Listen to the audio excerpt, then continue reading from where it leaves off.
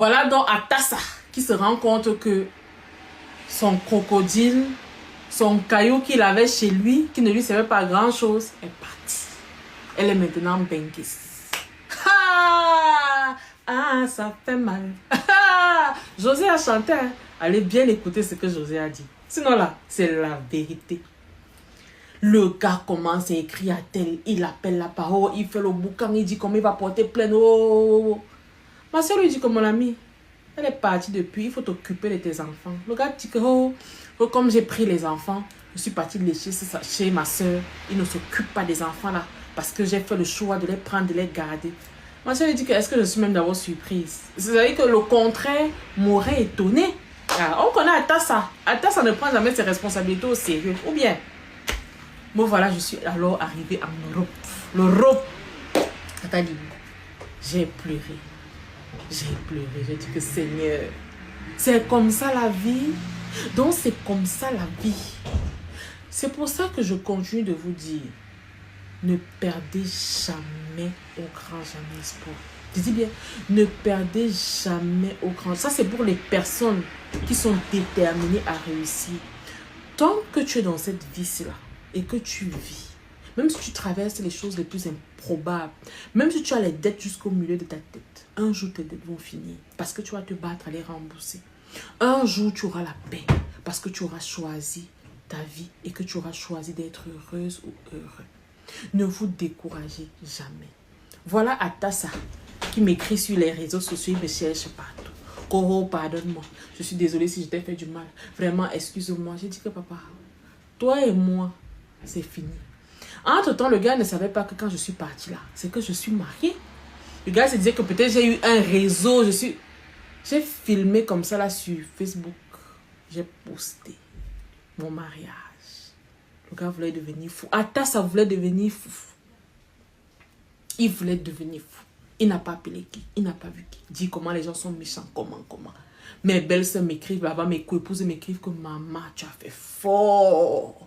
C'est-à-dire que tu es sorti, bim, dans le dos des gens. Je dis que c'est comme ça. Apprenez à s'aimer le doute dans la tête des gens. S'aimer le doute dans la tête des gens. Laissez les gens croire ce qu'ils veulent de vous. Laissez les gens dire que celle-là, celui-là, sa vie est finie. Et la qualité que sa vie est là, vraiment, ça ne vaut pas la peine, c'est fini. Laissez. Parce que le jour où vous sortez, ça va prendre du temps, mais le jour où vous sortez, vous fermez seulement les bouches des gens. C'est-à-dire que pour que quelqu'un ouvre sa bouche pour parler, il réfléchit même 10 fois. C'est comme ça. On ne court pas avec la vie. La vie est simple. C'est nous parfois qui la compliquons. On ne court pas. Ça ne sert à rien de courir. Parce que tout ce qui est écrit va se réaliser. Coûte que vaille. Tant que tu vis et que tu n'as pas fini de faire ce que tu as fait, ça va arriver. Nathalie, le gars demande pardon. Il demande les excuses. Je dis que, hey, pardon. Je coupe les ponts avec le gars. Je garde certains contacts. Parce que de temps en temps, j'ai besoin d'avoir les échos sur sa propre vie. J'apprends là-bas que non. La fille qui était censée être épousée comme première femme là, c'est maintenant elle qui vit là-bas à la maison. Mais que ça chauffe là-bas. Elle dit que bagarre sur bagarre avec le gars. Les gars bagarrent là-bas. C'est normal qu'ils bagarrent. Parce que justement, quand elle était dehors, elle ne voyait pas le vrai visage de la personne. Et c'est ça qui est souvent marrant.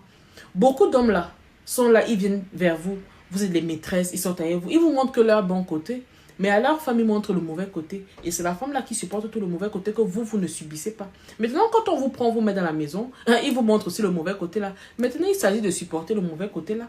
Puisque parfois, vous êtes là, vous estimez que vous êtes mieux que celles qui sont à l'intérieur. Il faut supporter le mauvais côté. Donc, le gars subit là-bas dans le mariage jusqu'à ce que j'apprends qu'en fait, pour finir avec la dame, ils se sont séparés. La fille a pris ses bagages.